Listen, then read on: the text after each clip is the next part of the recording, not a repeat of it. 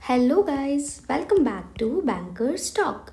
आज हम पहुंच गए हैं अपनी वोकैबुलरी जर्नी के डे 10 पर। आज के सेशन में हम द हिंदू से वो टॉप इंग्लिश वर्ड्स कवर करेंगे जो बैंक, एसएससी, डिफेंस और टीचिंग एग्जाम्स में बार बार रिपीट होते हैं। देखो, वोकैब स्ट्रांग होना ना सिर्फ एग्जाम के लिए ही नहीं बल्कि कम्युनिकेशन स्किल्स एंड कॉन्फिडेंस के लिए भी ना सुपर इम्पॉर्टेंट होता है। और सबसे बड़ी बात, आज के सेशन की पीडीएफ ना आपको हमारे टेलीग्राम चैनल पर फ्री में मिल जाएगी, जिसका लिंक डिस्क्रिप्शन में दिया हुआ है। और हाँ, अगर आप आरआरबी पीओ, क्लर्क या किसी भी एग्जाम की प्रेपरेशन कर रहे हैं जिसमें कंप्यूटर अवेयरनेस आता है, तो हमारे चैनल पर उसके लिए भी कंप्लीट सीरीज अवेलेबल है। चलो दोस्तों, बिना टाइम वेस्ट किए चलते हैं आज के धमाकेदार वर्ड्स की साइड जो आपको एग्जाम में एज देंगे। तो आज का फर्स्ट वर्ड है वूपिंग। वूपिंग मतलब हो गया विशाल या बहुत तेज, मतलब किसी चीज का बहुत ही बड़ा साइज का अमाउंट होना, means very large in size और amount.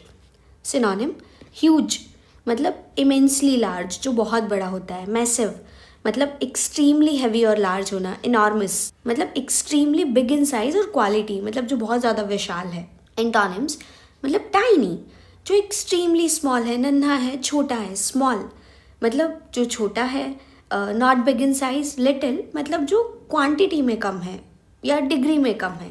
Example, India suffers a whopping 1.52 trillion rupees in post harvest losses every year. Means India हर साल पोस्ट हार्वेस्ट लॉसेस में बहुत ही बड़ा 1.52 ट्रिलियन रुपीस का नुकसान उठाता है। आप इसको ऐसे भी समझ सकते हो कि अगर आपकी सैलरी 25,000 थी और आपको एक ही दिन में 5 लाख का बोनस मिल गया, तो क्या हो गया? वो वूपिंग मतलब बहुत ज़्यादा हो गया। मतलब ये एक वूपिंग अमाउंट का सरप्राइज होगा जो किसी को भी शॉक कर देगा। चलिए इसके क्वेश्चन देख लेते हैं। Let's start with the timer.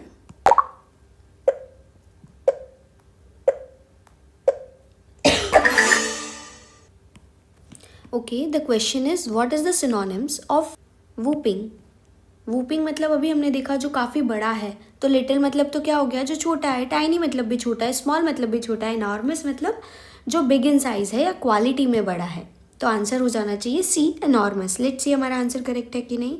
बिल्कुल सही है भाई हमारा answer. Let's move to the next word which is abdicate. Abdicate मतलब क्या होता है? त्याग करना। मतलब समझ लीजिए किसी पावरफुल पोजीशन या रिस्पॉन्सिबिलिटी या फिर थ्रोन को छोड़ देना या फिर त्याग कर देना। Meaning to renounce a throne, high office, dignity और अ फंक्शन। सिनोनिम्स क्या हो गए इसके? रिलिंक्विश मतलब वॉलेंट्री गिव अप समथिंग, मतलब जिस चीज़ का त्याग कर देना। रिनाउंस मतलब भी क्या हो गया? फॉर्मली रिजेक्ट कर देना। रिजाइन मतलब क्विट कर देना जॉब को या किसी पोजीशन को। एंटोनिम्स इसका अपोजिट हो जाएगा।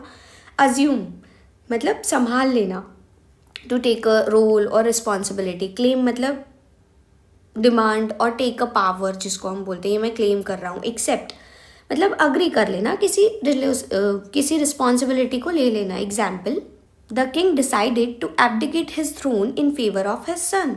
मीन्स किंग ने अपने सन के लिए जो राजगद्दी थी वो छोड़ने का फैसला ले लिया। आप इसको ऐसे समझो कि अगर एक सीईओ कंपनी के पीक टाइम पर अपना जो पोजीशन है वो छोड़ दे, तो उसे कहा जा सकता है कि उन्होंने क्या कर दिया है? एब्डिकेट कर दिया है। जैसे इंग्लैंड के किंग एडवर्ड आई गेस 8 होंगे, वो अपनी लव लाइफ के लिए क्या कर दिया था? राजगद्दी का त्याग कर दिया था। अभी हम इसका क्वेश्चन देखते हैं। Let's start with the timer.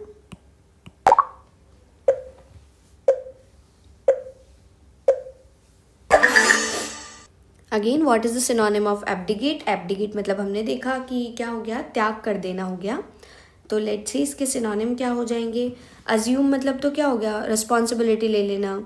Renounce मतलब हो सकता है, क्योंकि रिनाउंस मतलब होता है फॉर्मली रिजेक्ट कर देना। बाकी हम देखते हैं। क्लेम मतलब भी क्या हो गया कि डिमांड या टेकअप कर लेना पावर को। एक्सेप्ट मतलब भी क्या हो गया? अग्री कर लेना रिस्पॉन्सिबिलिटी के लिए। तो रिनाउंस मतलब हो जाएगा कि क्विट कर देना, मतलब फॉर्मली रिजेक्ट कर देना। लेट्स सी हमारा आंसर करेक्ट है कि नहीं।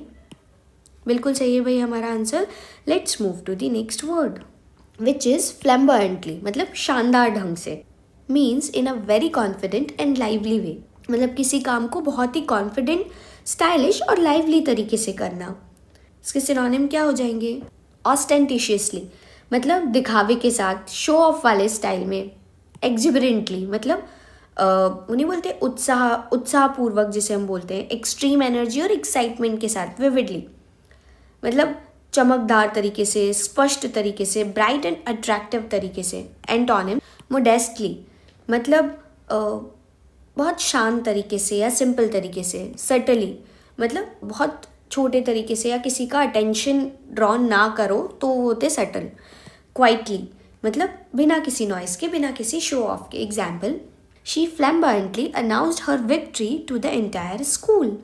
मीन्स उसने अपनी जो जीत थी वो पूरे स्कूल के सामने बड़े ही स्टाइलिश और दिखावे के साथ अनाउंस की। इसको आप ऐसे भी समझ सकते हो कि एक फैशन शो में मॉडल्स रैंप वॉक करती हैं फ्लैम्बॉयंटली, मीन्स शानदार तरीके से, जहाँ वो स्टाइलिश ड्रेसेस और कॉन्फिडेंट एक्सप्रेशंस के साथ सबका अटेंशन क्या कर लेती है, ग्रैब कर लेती है। ऐसा भी समझ सकते हो कि क्रिकेट में क्रिस गेल जब सिक्सर मारता है ना तो वो डांस करता है, वो भी फ्लैम्बॉयंटली स्टाइल में। अब इसका एक क्वेश्चन देख लेते हैं। Again let's start with the timer.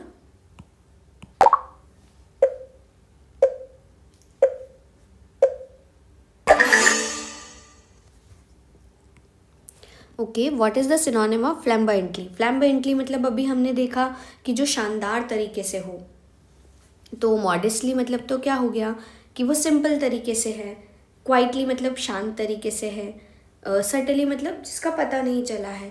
Vividly मतलब हो गया कि बहुत ज़्यादा ब्राइट और अट्रैक्टिव तरीके से है। लेट्स सी ये आंसर करेक्ट है कि नहीं।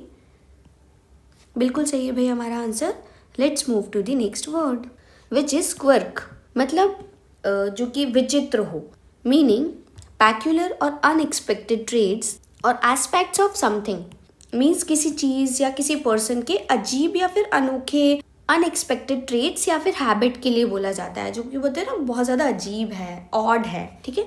सिनोनिम ऑडिटीज मतलब जो कि अजीब बातें करता है, स्ट्रेंज या अनयूजुअल है। पेक्यूलरिटीज मतलब अनोखी बातें करता है, यूनिक है, थोड़ा अनकॉमन है। एनॉमलिटीज मतलब इरेगुलरिटीज़ और डेविएशंस फ्रॉम नॉर्मल मतलब असमानताएं हैं। एंटोनिम्स मतलब नॉर्मलिटीज़ जो कि नॉर्मल है, कॉमन है। कंसिस्टेंसीज मतलब जो रेगुलर है, प्रिडिक्टेबल पैटर्न है। स्टैंडर्ड्स टिपिकल है या फिर एक्सेप्टेबल नॉर्म है। Example, one of the quirks of IMD's rainfall measurements is that it doesn't count pre June rains as part of the monsoon. मतलब कि IMD के रेनफॉल मेजरमेंट का एक अजीब रूल ये है कि प्री जून बरसात को मॉनसून का हिस्सा नहीं माना जाता है। इसका बेसिक एग्जाम्पल ऐसे समझ सकते हो कि किसी के लेफ्ट हैंड से लिखना या फिर हमेशा मिरर चेक करना, ये सब किसी व्यक्ति को क्या बना देते हैं, क्वर्क बना देते हैं। या फिर क्रिकेट में मलिंगा का अनयूजुअल बॉलिंग एक्शन होना, ये सब क्या है, उसकी विचित्रता है, ऑडिटीज है। अभी इसका एक क्वेश्चन देख लेते हैं। Let's start with the timer.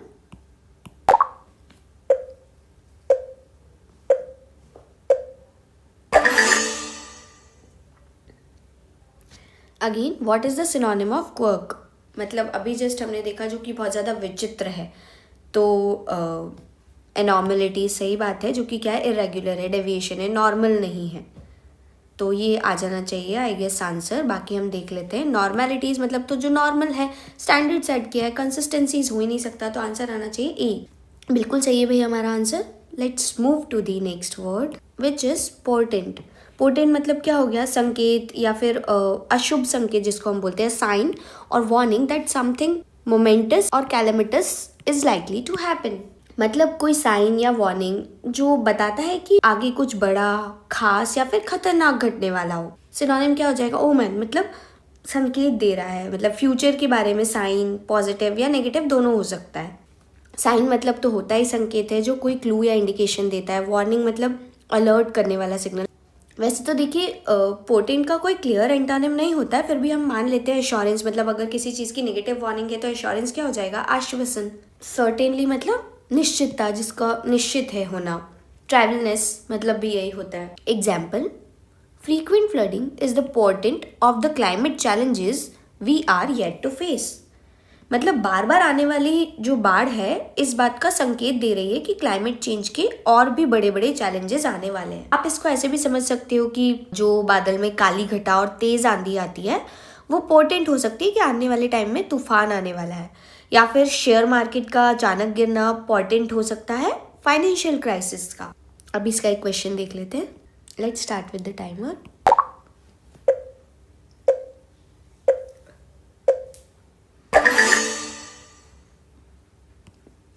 What is the synonym of portent? तो पोर्टेंट अभी जस्ट हमने देखा, जिसका मतलब हो गया संकेत करना। तो इनसिग्निफिकेंस हो नहीं सकता, अनइम्पॉर्टेंस कैसे ही होगा संकेत का सिनोनिम। तो ट्रैवलनेस भी नहीं हो सकता, वार्निंग हो सकता है, क्योंकि वार्निंग क्या है, एक संकेत है, क्या है, एक चेतावनी है। तो लेट्स सी इसका आंसर करेक्ट है कि नहीं हमारा। बिल्कुल सही है भाई हमारा answer. Let's move to the next word which is erratic. Erratic मतलब होता है अस्थिर, मतलब जो अनियमित हो, not even or regular in pattern or movement, unpredictable, मतलब जो रेगुलर पैटर्न को फॉलो नहीं करता, जिसका बिहेवियर अनस्टेबल या अनप्रिडिक्टेबल होता है। सिनोनिम्स अनस्टेबल मतलब जो बैलेंस पे ना हो, इनकंसिस्टेंट मतलब जो बराबर या यूनिफॉर्म ना हो, अनप्रिडिक्टेबल मतलब जिसका अगला स्टेप गैस ना किया जा सके। एंटोनिम मतलब स्टेडी मतलब स्टेबल और रेगुलर हो, कंसिस्टेंट मतलब यूनिफॉर्म पैटर्न में हो, रेगुलर मतलब जो फिक्स शेड्यूल या फिर रिदम में चलने वाला हो। Example, climate change has made monsoon patterns increasingly erratic, मतलब क्लाइमेट चेंज की वजह से मॉनसून का पैटर्न अब बहुत ज़्यादा अनस्टेबल और अनप्रिडिक्टेबल हो गया है। ऐसा भी समझ सकते हो कि अगर कोई स्टूडेंट कभी बहुत अच्छे मार्क्स लाता है और कभी फेल हो जाता है, तो उसकी परफॉर्मेंस कैसी हो जाती है, इरैटिक हो जाती है, मतलब अस्थिर हो जाती है। या फिर और भी समझो कि दिल्ली का ट्रैफिक इरैटिक है, कभी स्मूथ रहता है, कभी टोटली जैम रहता है। चलिए अब इसका एक क्वेश्चन देखते हैं। Let's start with the timer.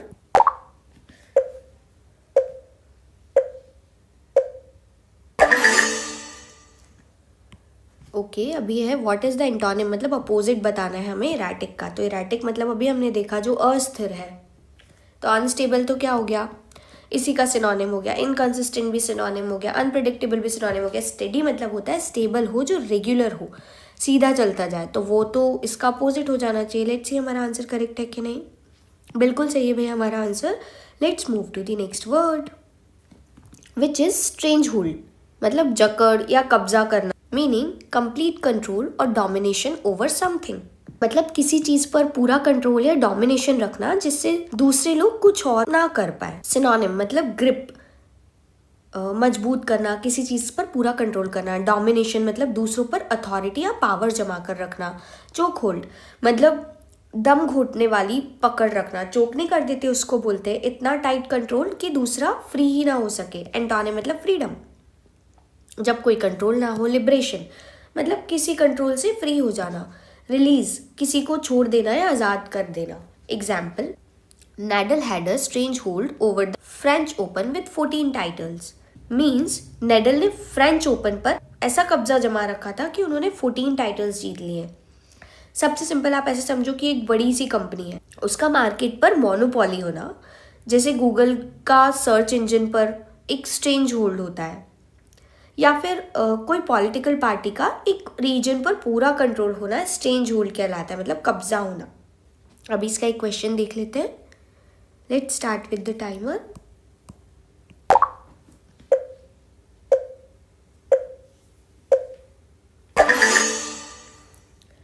Okay, again हमसे पूछा एंटोनिम। तो डोमिनेशन तो इसका सिनोनिम हो गया। चोक होल्ड मतलब भी नहीं हो सकता। ग्रिप मतलब भी पकड़ के रखना। ये तीनों का मतलब क्या है, चोक होल्ड मतलब तो दम घुटने वाली कंडीशन। डोमिनेशन मतलब दूसरों पर अथॉरिटी जमाना, पावर जमाना। ग्रिप मतलब कंट्रोल में रखना। फ्रीडम हो सकता है, क्योंकि फ्रीडम मतलब क्या है, कंट्रोल ना होना। लेट्स सी हमारा आंसर सही है कि नहीं। बिल्कुल सही है भाई हमारा answer. Let's move to the next word which is dishearten, मतलब हताश या फिर निराश हो जाना। मीनिंग हैविंग लॉस्ट डिटर्मिनेशन और कॉन्फिडेंस, मतलब जब किसी का कॉन्फिडेंस या हिम्मत टूट जाए या फिर वो उदास या फिर निराश हो जाए। सिनोनिम्स, डिस्करेज मतलब जब किसी को आगे बढ़ने का हौसला ना रहे।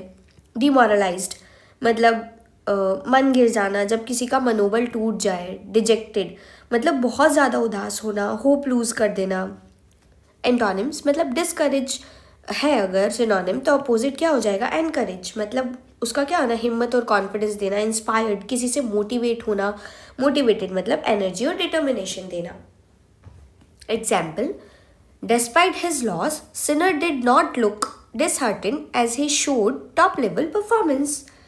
मीन्स हार के बाद भी सिनर बिल्कुल भी हताश नहीं दिख रहा था क्योंकि उसने टॉप लेवल परफॉर्मेंस दिखाई थी। और आप सिंपली ऐसा समझो कि एग्जाम में फेल होने के बाद स्टूडेंट्स का उदास होना डिसहार्टेंड हो जाता है। और ऐसा समझो कि जॉब के इंटरव्यू में बार बार रिजेक्ट होने के बाद भी पॉजिटिव रहना, डिसहार्टेंड ना होना एक बड़ी बात होती है। चलिए इसका एक क्वेश्चन देखते हैं।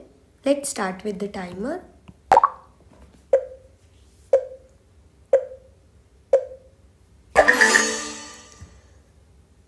ओके, इसमें भी पूछा एंटोनिम क्या होता है डिसहार्टेन का।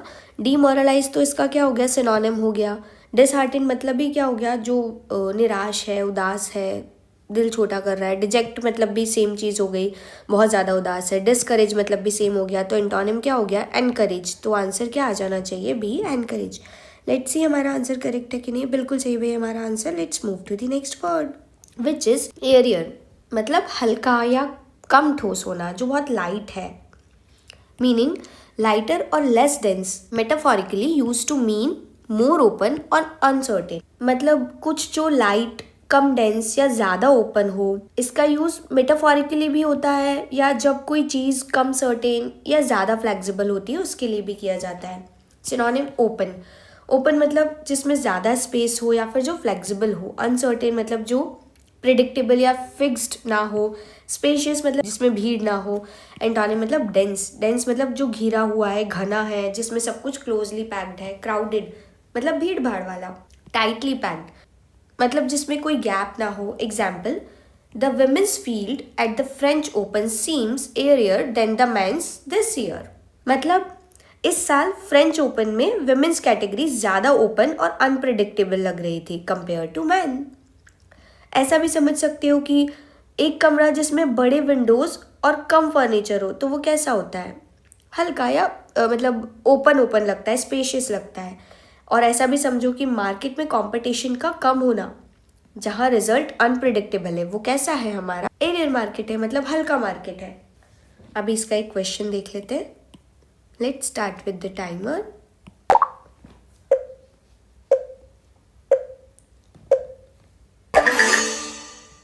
ओके, तो इसका मतलब एंटोनिम हमें बताना है। इसका मतलब तो अभी हमने देखा जो हल्का है, खुला हुआ है, तो ओपन तो सिनोनिम हो गया। अनसर्टेन भी इसका सिनोनिम हो जाएगा, जो कि प्रिडिक्टेबल नहीं है या फिक्स ना हो। स्पेशियस मतलब भी सेम चीज़ हो गई, जहाँ भीड़ ना हो। तो डेंस क्या हो जाएगा, जो घना है। तो आंसर क्या आ जाना चाहिए इसके एंटोनिम का, डी। लेट्स सी हमारा आंसर करेक्ट है कि नहीं। बिल्कुल सही है भाई हमारा answer. Let's move to the next word which is contentious, मतलब विवादास्पद। Meaning causing or likely to cause an argument, मतलब कुछ जो बहस, लड़ाई या आर्ग्यूमेंट को जन्म दे या फिर जिसके बारे में लोगों के स्ट्रॉन्ग और अलग अलग ओपिनियंस हो। सिनोनिम कंट्रोवर्शियल, मतलब जो कंट्रोवर्सी या पब्लिक डिसएग्रीमेंट क्रिएट करता हो।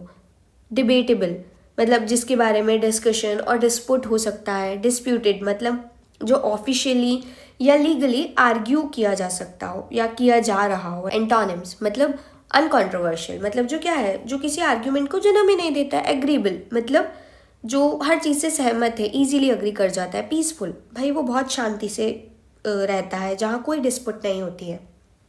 Example, the taxation policy has been a contentious issue in the political sphere। मतलब टैक्सेशन पॉलिसी एक ऐसा मुद्दा है जो हमेशा पॉलिटिशियंस के बीच में डिबेट और लड़ाई क्रिएट करता है। आप इसको ऐसे भी समझ सकते हैं कि CAA और NRC जैसे लॉज जो इंडिया में आए हैं वो कैसे हैं, कॉन्टेंशियस है या कॉन्टेंशियस इशू बने थे क्योंकि इन पर लोगों के अलग अलग ओपिनियंस हैं। आप ऐसा भी समझ सकते हैं कि ऑफिस में सैलरी इंक्रीमेंट पॉलिसी जो होती है उस पर एम्प्लॉयज़ और मैनेजमेंट के बीच में आर्ग्यूमेंट्स ही होते रहते हैं, तो वो कैसा है, कॉन्टेंशियस इशू हो गया। ओके, अभी इसका एक क्वेश्चन देखते हैं। Let's start with the timer.